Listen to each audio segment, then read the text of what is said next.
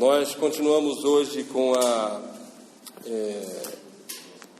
o nosso tema, já que estamos estudando a reforma, e a gente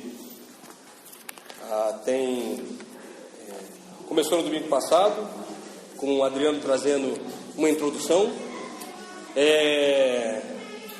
E a primeira pergunta: faz sentido a gente usar isso como tema? A gente que sempre segue um livro da Bíblia, escolhe para estudar e para dissecá-lo, do primeiro versículo ao último versículo. Eu respondo que sim, que faz muito sentido, porque nós não estamos, nós não somos, não nascemos por geração espontânea, não estamos alienados, nós pertencemos a uma comunidade cristã, somos uma comunidade cristã, e mais, nós somos uma comunidade cristã reformada. E isso tem alguns significados. Alguns diriam que nós somos uma comunidade cristã reformada evangélica. E eu ouso dizer que nós somos uma comunidade cristã reformada pós-evangélica. Mas isso são apenas nomes.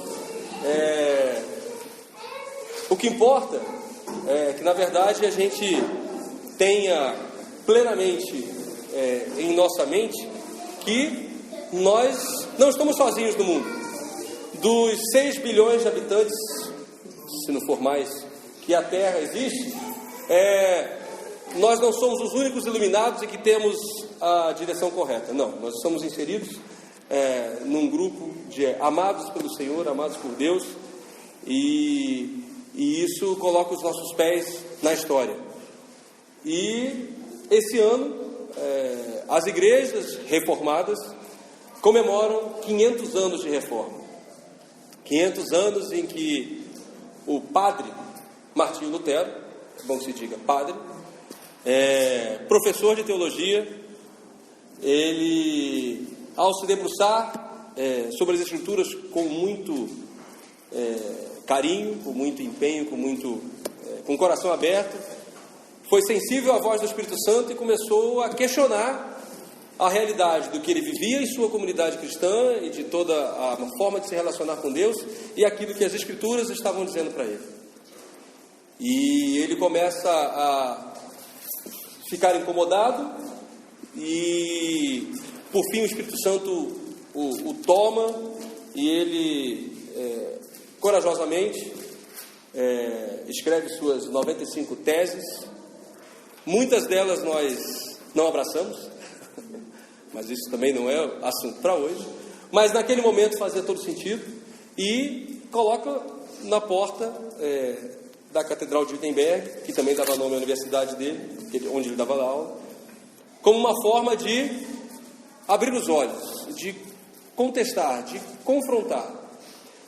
Lembrando que o nome do movimento é Reforma e não Ruptura, porque a gente poderia estar pensando que nós somos uma coisa nova, mas nós somos apenas uma coisa reformada. Porque a igreja é a mesma desde que Jesus morreu.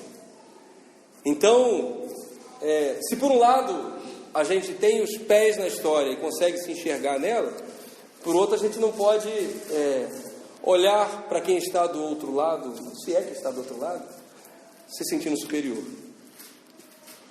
E como parte dessa reforma, como parte dessas 95 teses, como parte dessa transformação e disso que Lutero sente em seu coração e é inspirado por Deus para anunciar, ele então descreve 5 pilares que ele percebia, que ele entendia que a igreja, com I maiúsculo, a igreja de Jesus estava se desviando. Lembrando que a reforma não foi a primeira divisão, ou a primeira separação que a igreja teve. A igreja teve outras separações.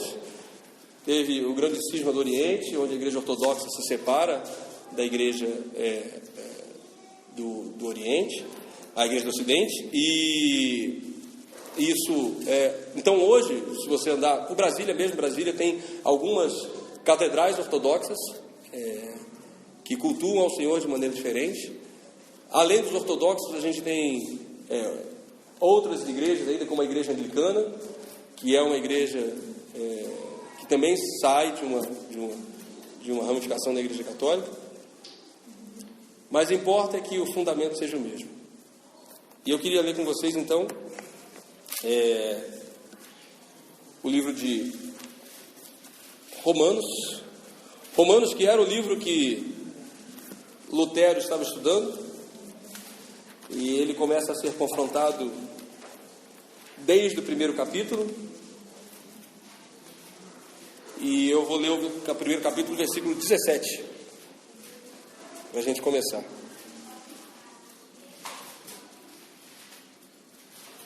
Romanos capítulo 1, versículo 17.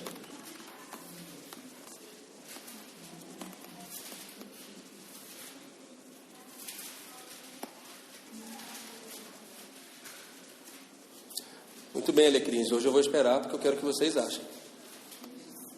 Romanos capítulo 1, versículo 17. Nós vamos esperar, não tem problema. Aos adultos, peço um pouquinho de paciência. Achou, Daniel? Bruno? Débora? João está quase lá. Vamos lá, sem problema, João. Vai lá. Vai ralar mesmo. Romanos 1, 17.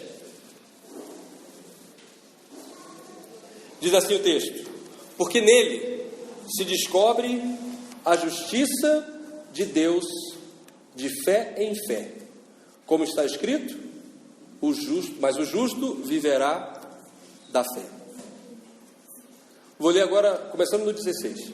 Porque não me envergonho do evangelho de Cristo, pois é poder de Deus para a salvação de todo aquele que crê, primeiro do judeu e também do grego, porque nele quem? O evangelho de Cristo, se descobre a justiça de Deus, que é de fé em fé, como está escrito, mas o justo viverá da fé. A primeira sola é sola fide, uma tradução, somente a fé. Porque os reformadores, inspirados pelo Espírito Santo, precisaram cravar essa estaca? O que será que estava acontecendo nas comunidades cristãs daquela época, que fez com que eles percebessem que a fé, de alguma forma, estava deixando de ser suficiente? A história nos diz que, por algum tempo, ou talvez isso de alguma forma ainda continue, mas se passou a acreditar que as nossas ações poderiam de alguma forma colaborar com a nossa salvação. Ora, dito isso dessa forma, eu creio que até mesmo a igreja não reformada negaria o que eu estou dizendo. Não, você está enganado. Nós também acreditamos que a salvação é pela fé.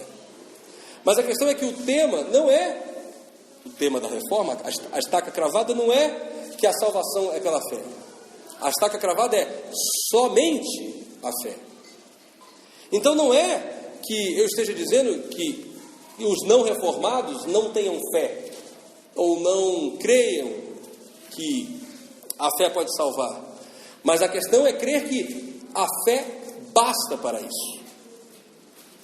O que acontecia é que uma prática ensinada biblicamente e que de alguma forma nós, por termos adotado a reforma, a abandonamos um pouco, é a da confissão mútua dos pecados. A Bíblia nos ensina, nos orienta, que nós devemos confessar as nossas culpas uns aos outros para que alcancemos perdão. Mas, de alguma forma, as comunidades cristãs passaram a utilizar isso de uma maneira em que empoderavam os seus líderes, em que essa confissão não era mais feito na plenitude da irmandade e do convívio, mas era feita por um sacerdote. Mais do que isso, esse sacerdote que dizia que fazia a dosimetria, está certa essa palavra? Fazia a dosimetria da pena. Ele dizia, ok, pelo que você fez e você está me confessando, você precisa fazer isso, isso e isso. Ou seja, além de você interromper uma ligação direta, porque Jesus é o único mediador entre Deus e os homens, ainda colocava um poder de dizer qual era o tamanho daquilo que você tinha feito. E para causar mais espécie, mais espanto ainda, havia formas de amenizar o tamanho da sua pena. Você poderia amenizar a sua pena de sua penitência, para usar a linguagem teológica, cumprindo alguns ritos, rezando uma certa quantidade de orações, cumprindo um certo número de jejuns, comprando alguma indulgência. E eu acho que é neste momento onde as indulgências começam a ser comercializadas e vendidas. Todo mundo sabe que indulgência eram artefatos, objetos que por terem pertencido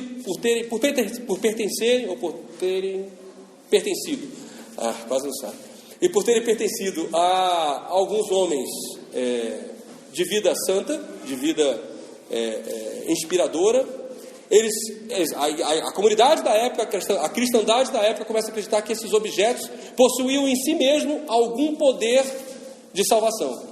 Creio que vocês, ou alguns de vocês, já tiveram a oportunidade de visitar alguns lugares onde se alega ter um cravo da cruz, o sangue, um pedaço da coroa de espinhos, um pedaço da madeira, um pedaço do osso, e isso foi sendo colocado como relicário, dentro de redomas, enfim, ele foi colocado dentro de templos, e isso provocava peregrinação das pessoas, para adoração, para veneração, para perdão dos pecados, para salvação. Então, a fé que, dita de maneira clara e direta por Jesus, que é a única forma de se alcançar e de se ver a Deus, ela começa a ter ajudadores, começa a ter aios, ela começa a necessitar de outras coisas que colaborariam com a sua eficácia. Então, a fé somente não bastava mais. Ela precisava de um outro mediador, de uma penitência a mais e até mesmo de a compra de uma indulgência. Lutero, então, diante desse cenário, e outros reformadores junto com ele, diante desse cenário, se levantam e dizem: não, é só a fé. Mas será que a fé sozinha, será que é bíblico isso? A fé sozinha é capaz mesmo? Será que essa estaca cravada pelos reformadores, será que esse grito deles faz sentido bíblico? A gente encontra respaldo bíblico para isso? Separei aqui são 4 textos de Lucas, que é o evangelho que a gente acabou de estudar, onde Jesus encontra 4 grupos de pessoas. E nenhuma dessas pessoas aparentemente estava buscando salvação. Vamos ler? Vamos ler Lucas, já falei que os 4 textos são em Lucas, o primeiro é Lucas 7,50. Lucas capítulo 7, versículo 50. Como nós temos 4 alecrins aqui, eu vou pedir cada um deles leia um. Começar pelo Daniel. Daniel, Lucas 7, 50. Depois é o Bruno, depois a Débora e depois o João. Daniel, você vai ler o Lucas capítulo 7, versículo 50.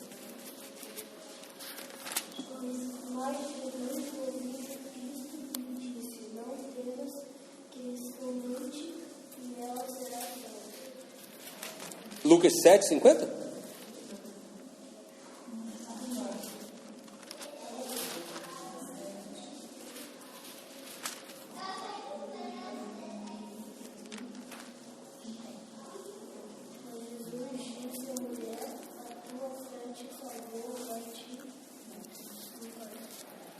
E Jesus disse à mulher: a tua fé te salvou, vai-te em paz.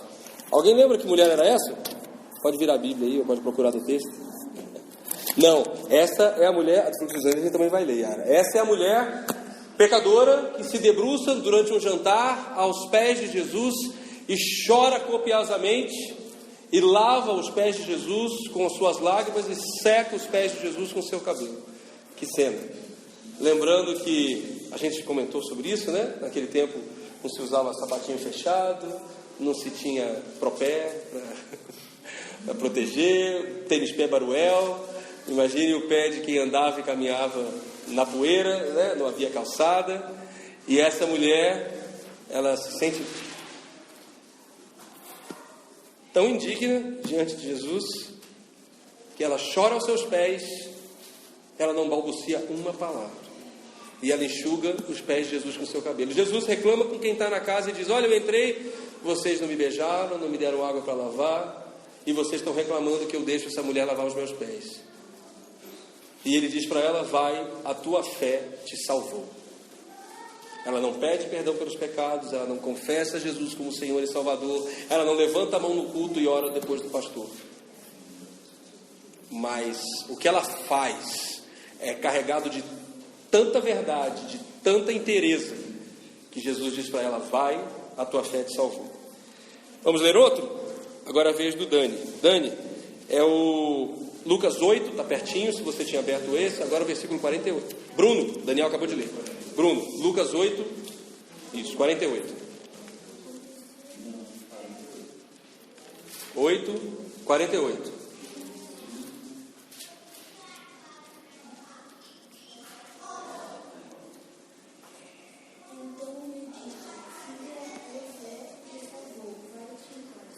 Não parece a mesma coisa?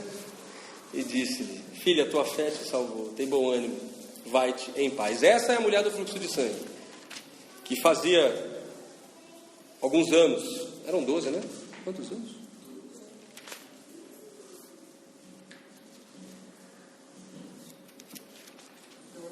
12 mesmo, né? Opa, 12 mesmo, isso. 12 anos, versículo 43, obrigado. Fazia 12 anos, sofria com fluxo de sangue. E, mais uma vez, só para a gente dar o contexto, uma era uma prostituta, uma mulher pecadora na linguagem bíblica, e essa é uma mulher com fluxo de sangue. Lembrando que a mulher, naquele tempo,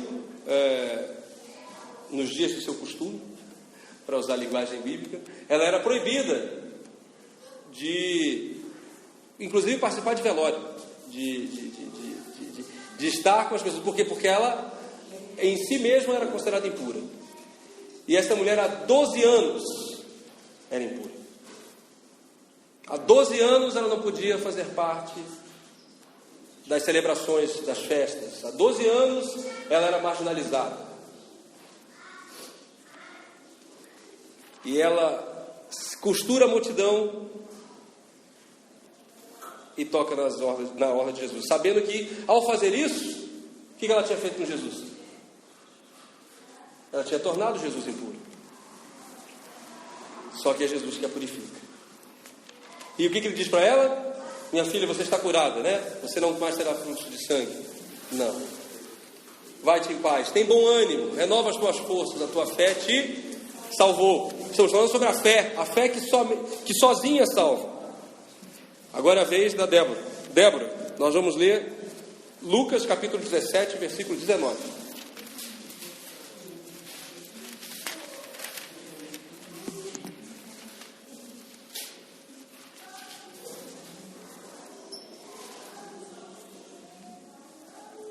E disse-lhe: levanta-te e vai a tua fé te salvou. Isso, Debinha. E disse: levanta-te, vai, a tua fé te salvou. Jesus está falando para mais um pária. Quem é o pária da vez agora? O leproso.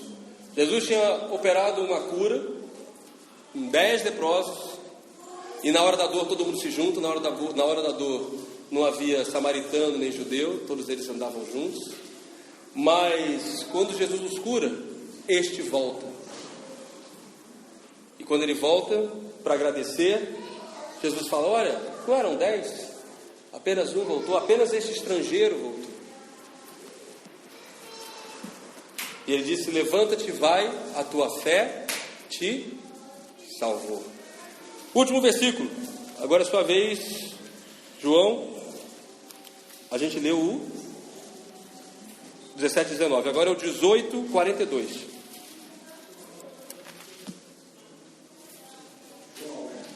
Lucas. Estamos em Lucas, todos os versículos foram em Lucas.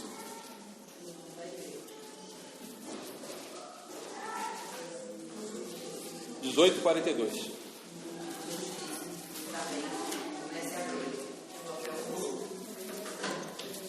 E Jesus disse: vê, a tua fé te salvou. Este é quem? Este é o cego que gritava na frente da cidade de Jericó. Neste caso, a separação dele da sociedade vinha diretamente da sua pobreza. Havia uma crença e Jesus é até interpelado por isso, que as pessoas nasciam enfermas ou doentes já por um pecado original. E Jesus é até interpelado: quem pecou? Foram eles?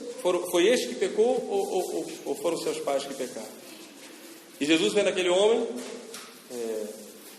que começa a gritar, e a história é linda. Ele se levanta, joga a sua capa, corre na multidão, fala: Jesus, filho de Davi, tem misericórdia de mim. Jesus, filho de Davi, tem misericórdia de mim. E Jesus pergunta para ele: o que você quer que eu te faça com você? E ele responde: que eu veja. E o que Jesus faz com ele? Cura e diz: a tua fé te salvou. Reforcei esses 4 textos, esses 4 versículos, para nos lembrar que a fé, sim, somente é capaz de salvar. A fé não precisa de ajuda. A fé não precisa de jeitinhos. A fé não precisa de campanhas. A fé não precisa de jejuns. A fé não precisa de orações. A fé somente é capaz de salvação. A fé não precisa de dízimos. A fé não precisa de ofertas. A fé somente traz salvação. Talvez tenhamos que colocar nas nossas portas algumas teses de novo. Por quê? Porque é maravilhoso demais para o homem entender que apenas a fé faz isso.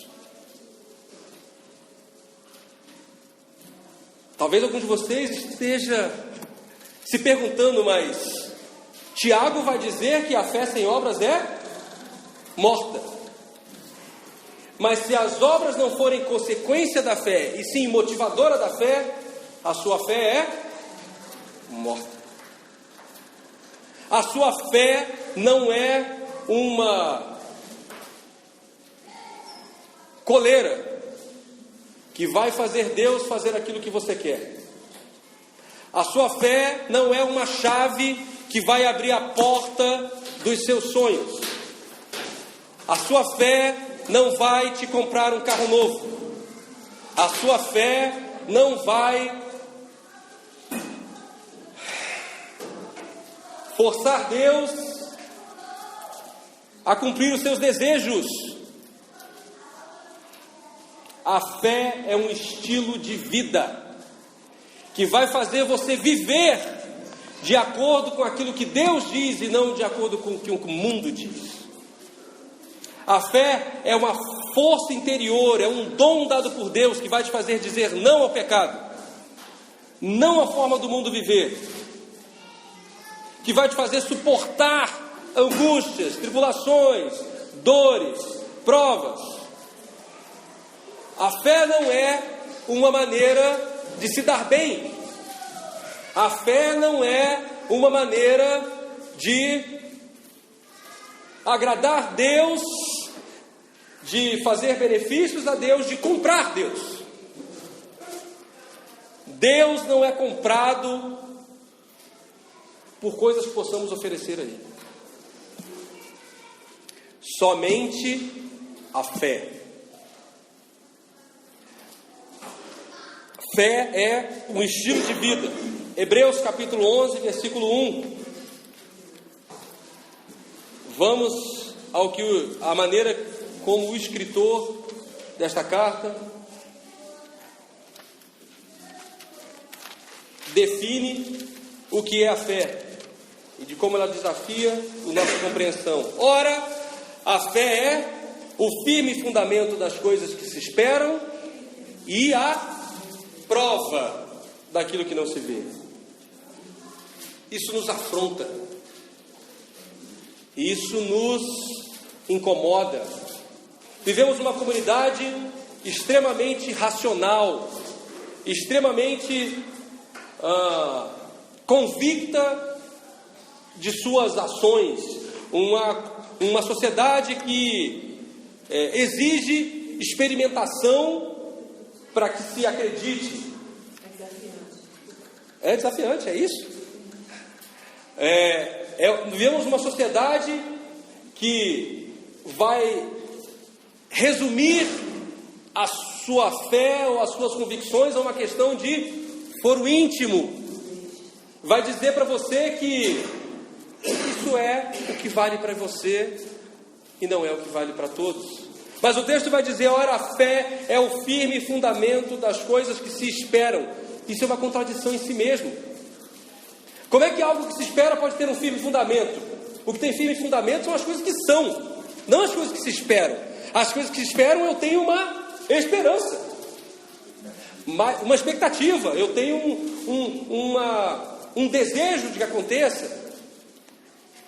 Mas a fé não, a fé é o que nós temos de concreto, é firme fundamento daquilo que a gente espera. Ela é a prova, e ele usa uma linguagem jurídica, ela é a evidência, ela é o testemunho daquilo que a gente não vê. E em tempos de delação premiada, onde delação não é prova, obviamente, a fé sim é prova, porque a fé muda e molda-nos hoje para que vivamos como viveremos no porvir. Só que o texto que a gente leu no começo de Romanos 1,17, que diz que o justo viverá da fé, foi por muitas vezes interpretado de maneira equivocada. Justo viverá da fé, pela fé, é um estilo de vida e não uma maneira de remuneração. A fé não remunera. A fé salva.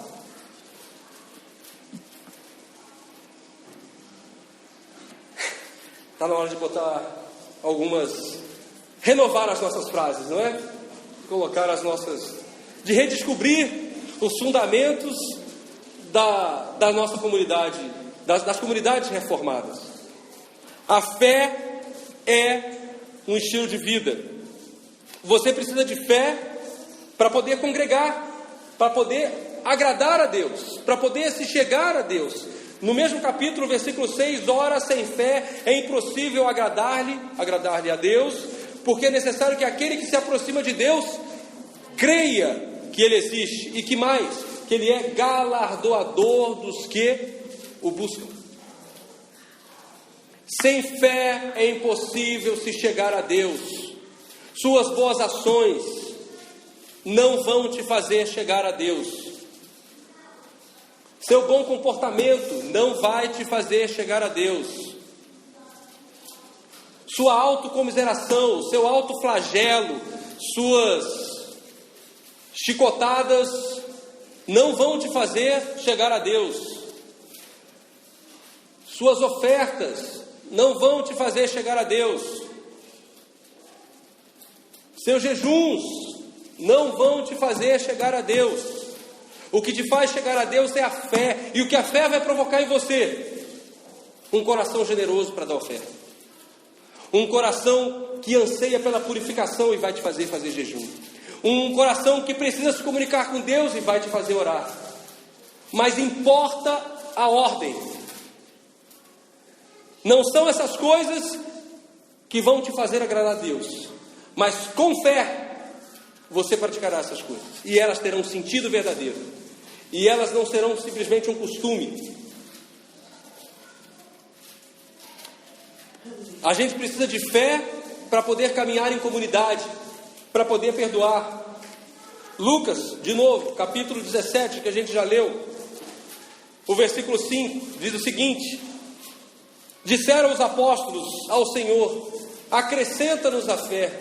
Por que os apóstolos disseram isso para Jesus? Vamos ler os versículos anteriores. E disse aos discípulos: é impossível que não venham escândalos, mas ai daquele por que vierem. Melhor lhe fora que lhe pusessem um pescoço, uma pedra de moinho e fosse lançado ao mar, do que fazer tropeçar um desses pequeninos. Olhai por vós mesmos, diz o versículo 3. E se teu irmão pecar contra ti, repreende-o, e se ele se arrepender, perdoa-lhe. Podia parar aí, né? Disseram-lhe então os apóstolos ao Senhor: acrescenta-nos a fé. Por quê? Porque se ele pecar, versículo 4, e se ele pecar contra ti 7 vezes no dia, e 7 vezes no dia vier até contigo, dizendo: arrependo-me, ele diz: o que você tem que fazer com ele? Perdoa-lhe. E os discípulos disseram: acrescenta-nos a fé. A fé não é algo que pode ser usado para que você obtenha benefício próprio. A fé é algo que te faz caminhar com Jesus. A fé é algo que te faz se parecer com Jesus.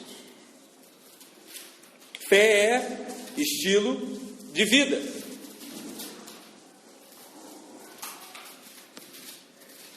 Será que Tiago concorda com o que a gente está dizendo? Tiago capítulo 2.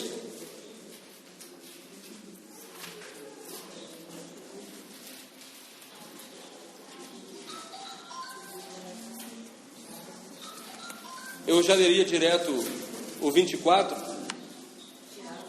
mas nós vamos ler o versículo 18. Tiago capítulo 2, versículo 18.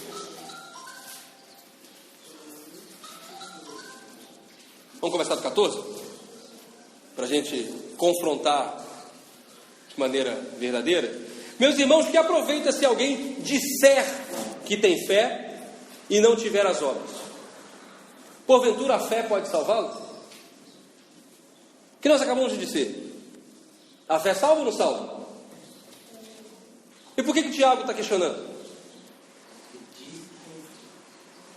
Porque a fé não é algo que se demonstra com o que a gente fala. A fé é algo que se demonstra com o que a gente faz. Se alguém disser que tem fé, e nós conhecemos um monte de gente que diz que tem fé, mas se as suas obras não concordam com aquilo que ele diz, essa fé que se alega ter é morta. Então não se espantem de ver pessoas por aí, líderes por aí, pastores por aí, dos quais se espera que tenham muita fé, ou eles mesmos digam a respeito de si mesmos: temos muita fé.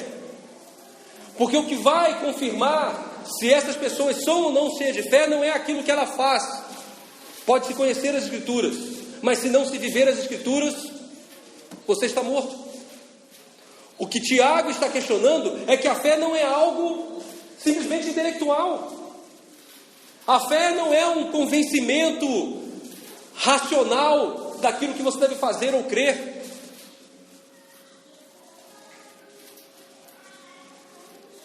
Versículo 19 diz assim: tu crês que há um só Deus? Fazes bem. Os demônios também creem e estremecem.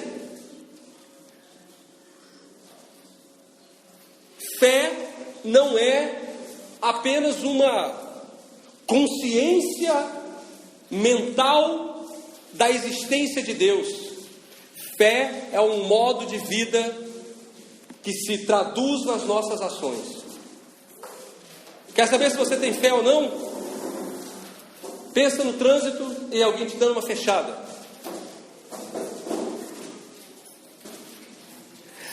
A maneira que você reagir vai mostrar se você tem fé ou não. Faça sim. A fé, pense na fila do caixa eletrônico e no desavisado que não viu que você estava ali e de repente toma a sua frente.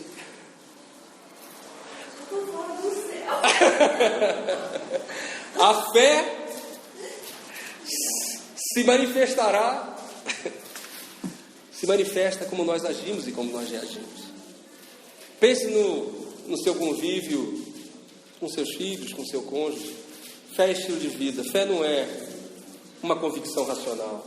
Fé não é uma construção da nossa mente. Fé não é um mero convencimento de que alguma coisa... você crê que Deus existe? Beleza, até os demônios creem. E mais do que você, eles têm medo, eles temem, eles estremecem. Você crê e ainda fica de boa. Mas eu acho que, desculpa fazer eu acho que quem sabe mesmo que Deus existe, experiência de Deus, ele realmente tem. Claro que sim, é isso. Essa é a diferença da fé que é na prática. A fé que é na prática produz salvação. A fé que é na prática produz temor, mudança de comportamento, mudança de estilo de vida. Por isso a estaca da fé, que é a primeira estaca que os reformadores cravam, é importante. Fé sem prática é morta. É o que o versículo 24 vai nos dizer. Vedes então que o homem é justificado pelas obras e não somente pela fé. Calma, Tiago. Pelas obras que são a materialização da sua fé. Por quê? Porque em algum momento a fé saiu do plano da ação e passa para o plano da imaginação. Alguém vai dizer, não, mas essa é uma questão de foro íntimo, é uma convicção minha pessoal. Não, é uma forma de vida. Por isso que a vida cristã começa a ficar vazia. Porque acreditamos que a fé é apenas mais uma das coisas que eu tenho que crer. Assim como tomar água com vinagre de maçã faz bem para a saúde. É apenas mais uma convicção. Faz. Tá bom, vou usar alguma coisa mais simples, então, mais direta. Assim como deixar de comer açúcar refinado, ou comer menos, vai fazer bem para a saúde. Ou sal em excesso pode te fazer mal. Fé não é uma convicção racional, não é apenas que fale a sua mente. Fé é algo que transparece, que transborda nas suas ações. Por isso que, se você disser que tem fé, mas não age como quem tem fé, a sua fé é morta.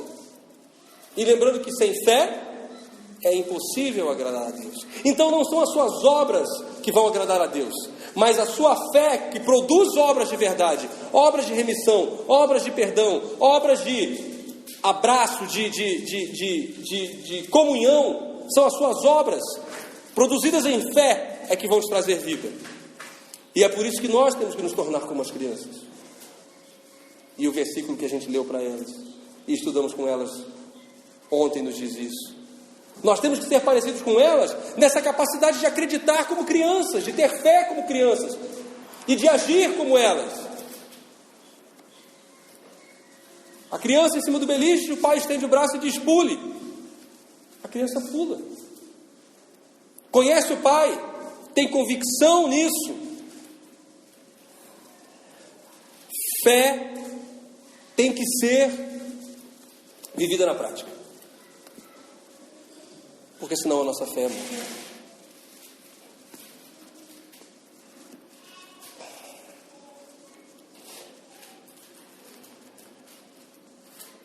Que o Senhor encontre em nós uma fé que produz ação. Que a gente não tente complementar nossa pequena fé